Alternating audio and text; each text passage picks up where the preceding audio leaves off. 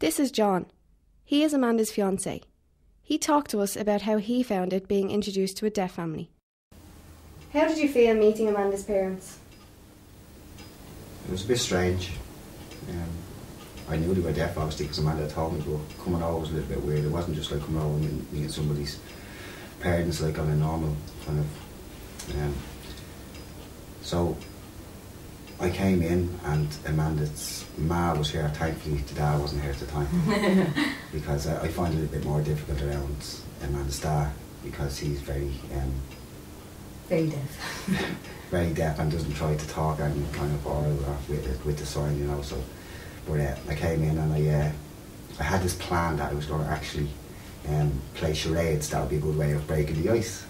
And Amanda sat over behind you there and giggling while I was standing in the middle of the floor doing the charades. Amanda had explained to Brenda that I was going to do charades, so I grew up and done charades, but I hadn't done the mathematics, so I'd done the charades. Ma was guessing back, but I didn't know what she was guessing. So I was left standing there, lost, and she just laughed her face off. I just thought you were mad. I was like, what? Yeah, so that was a little bit embarrassing and a little bit awkward, but it kind of broke the ice a little bit, you know. But it was fairly difficult coming over. Prior to getting here, I was a bit nervous about, you know, I'd never actually met a deaf person, well, communicated with a deaf person in any way. And Amanda, did you find it nervous bringing him back? Yeah, it was a bit, like, you know, awkward, like, you know, because you don't know how people react, and then you have this uncomfortable feeling, you know, because he'd feel uncomfortable, she'd feel uncomfortable, so I'm in the middle as the interpreter, like, you know, and I'm trying to get the communication across, and it'd just be real awkward, like, because there's some things, because of two different cultures, like, you know, kind of way, like, he'd say something, and I'd be like, no, she won't understand, and I'd have to change it, and it's, but within time, like, he was cool. John, do you know any sign language? I know little bits. I'm a bit lazy. Signing's not so easy. I can learn sign, but I don't understand when somebody's signing back to me. But I know little bits. I pick up little bits. Amanda never really... Oh, I knew I was waiting for this. He's great at the alphabet. Great at the alphabet. I used to practice the alphabet and then A, B, C, D. And I'd like, shut up, and he'd go, what's F? And I'd like... But I thought you could actually just sign with letters. I thought I'd just come over to somebody and I could spell everything out to them. You'd be like, there, man, when, TV all day, like... Yeah.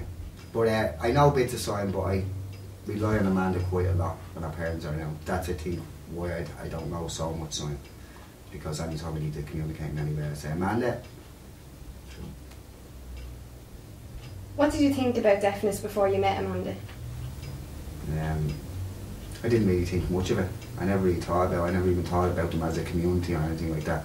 You know, I knew there was deafness in the world, but I never really thought about it because I had no cause or no reason for ever trying to understand it or find out about it. So I knew very little about deafness. Does it frustrate you being around deaf people? Sometimes when Amanda's upstairs getting ready, and she says, "Go downstairs," and this is our Darcy. And I sit there sometimes and out of the blue he would just turn around and start signing to me, you know, like, and I'm trying not to move my lips to let him see that I'm actually lost. And sometimes I just go, yeah, I'm hoping that it's the right response to it. Sometimes I can hear his dad, like, because he tries to talk, but you wouldn't understand him, like, because I'm used to it, like, you know, but I'd hear, and I'd be shouting down the answers for him to say, like, you know, he might say something about the weather, and I'd go, the weather! And Dolly would go, yeah, it's cold, like, you know, I'd hear certain stuff, and I'd try and shout down while I'm getting ready, like. Because I get confused about science sometimes, like, I can understand some science, but then I just get confused, like, walk and, you know, her dad would just do signs that I've understood before, but I just forget them. You know, it's fairly difficult. It's funny as well, but sometimes, because sometimes I can say stuff to Amanda that you wouldn't be able to say to another girl if her father was present, knowing that he's not here, like, you know, so that can be a fun. And the two of you are engaged, so does it feel nice to be able to become a part of a deaf family? Yeah, it does actually, yeah.